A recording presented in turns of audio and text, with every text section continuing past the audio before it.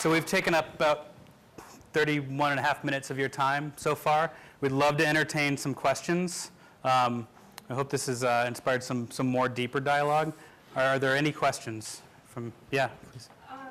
In terms of what's on the website, and you're talking about rating the products, who's doing the rating and what's the rubric for the rating of the products?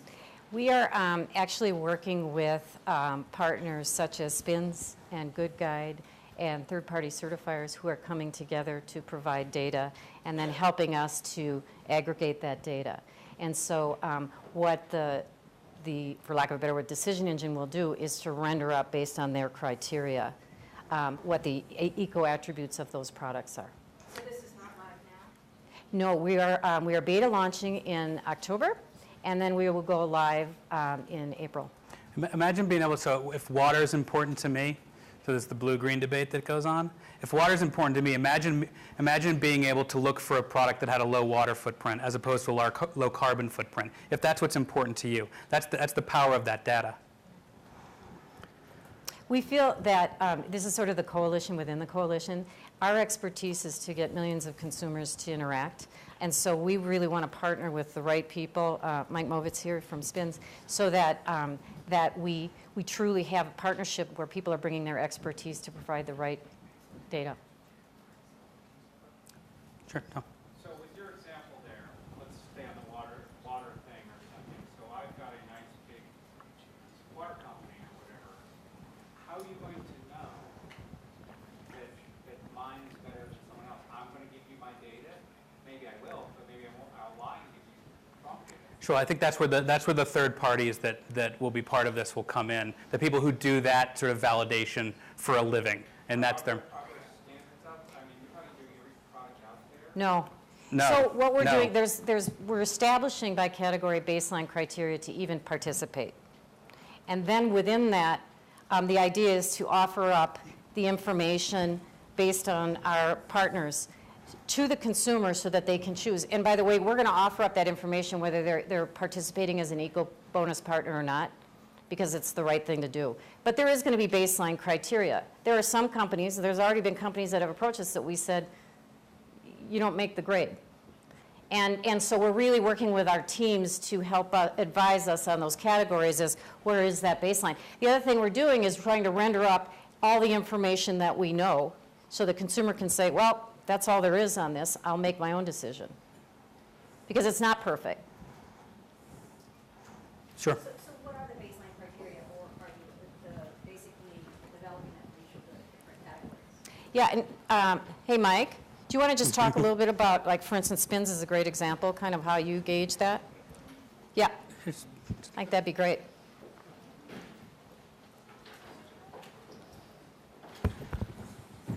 We'll bring up one of the experts. Hi, my name is Michael Movitz. I'm with Spins. I've been with Spins for about 10 years, in the natural products industry for about 20. So when Spins defines the natural and organic product universe, we look at both the label content as far as what is observable on the label, any particular claims, as well as other types of text.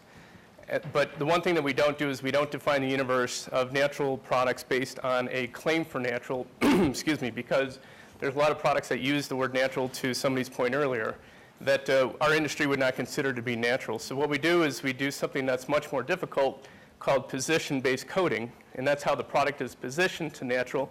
I wasn't prepared. How the product is positioned to natural. And so we have 5 different criteria that we research each individual UPC to determine whether or not that product meets the criteria. And so the criteria is, what is the brand's intention? What is the natural product consumer perception? How does channel distribution skew that perception?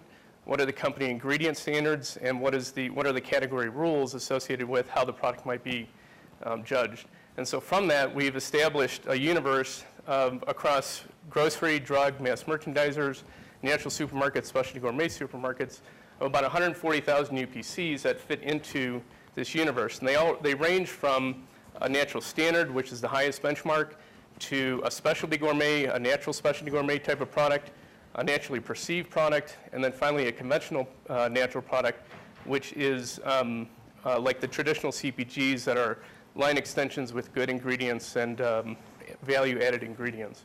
So based on that criteria, that's the threshold. We have an incredibly strong and educated content team that makes those decisions. We review about 6,000 products every month to whether or not they come into that fold, and then based on whether or not they're in that fold, we then code for additional attributes that folks like EcoBonus would be able to utilize so that when consumers come to the website, they'll be able to determine whether or not that's the EcoBonus attribute that they're looking for. Thank you. Sorry to put you on the spot, but I had one of the experts here. We're also working with Good Guide. I'm sure many of you are familiar with their work. And we think they're doing a great job. And we, when we spoke with Dara just a week ago, he said, you know, we've got these great scientists and we're doing what we do very well. We love the idea of a partnership with the EcoBonus because you guys do what you do well. So let's pull it all together and create that consumer awareness out there. Yep. Lunch session earlier about the oil spill. I thought it was really interesting when they said, what can we do? It seems like this is such a very natural kind of next step in that. If there was a 21-day program that would allow me to cut my oil consumption by 50% and you Yep. showed me how, Yep. I'd be the first one knocking down your doors. Yep. And I'm sure everyone in this room probably would. Yep, absolutely. It's been some talk about some Citizens Apollo project on clean energy, Yeah. getting the government out of it, putting us in the driver's seat to like make this thing happen. And I see this as a great vehicle for that. Thank you. Yeah. I would agree. And I think that, you know, so many people we talk to are saying, you know, I'm paralyzed. What do I have to go from here to here? So we're trying to create an opportunity for people to jump in wherever they are, because that's how we do move that middle. Comment, that's okay. I think what you're talking about is actually easier than what you guys are trying to do. I can tell you right now. I guarantee it is. You know, just think of all stuff that uses petroleum. You don't use it, it's pretty Yeah. Yeah. dry. Yeah. For you guys, Yeah. answering the question of which bread is more green. Right. Is a lot Yeah. harder to answer than just saying stuff is plastic. And it seems like you guys still have to deal with a lot more subjectivity, which is the challenge. Absolutely, Absolutely. but what we can do is, I think to that point, is we can take the 21-day challenge platform and wrap it around issues as sort of as an entry point into these types of things. And just a quick follow-up to that, do you know what percentage of America does not know that plastic comes from oil? Right. Yeah, yeah, Right. Great, I mean, people Yeah. are concerned, but they just don't know where to start. yeah, So it's yeah. great with it. So over here in the orange, yeah. Heather? I think that consumers would really love this, and obviously your research showed that, and I think so many people don't know what they don't know. You're asking a lot of manufacturers and retailers to be so transparent, and maybe they don't even know some of this stuff because they're, you know, just doing the transaction. Right. What kind of feedback have you gotten from manufacturers and retailers?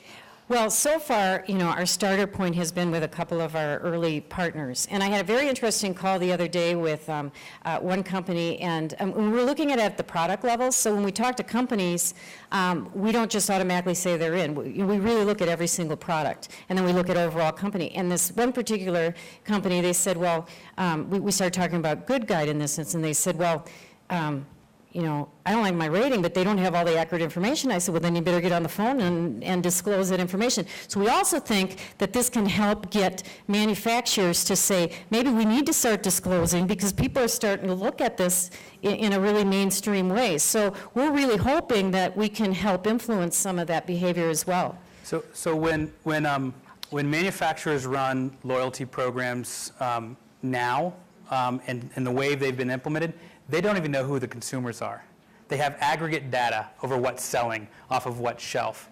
So imagine so that's one of the values for the manufacturer is to get that very, very granular level of who is doing what and get them an incentive to do the next thing. That's a big part of it, I think. I think you had a question. Yeah, I have sorry, my voice is gone. Yep.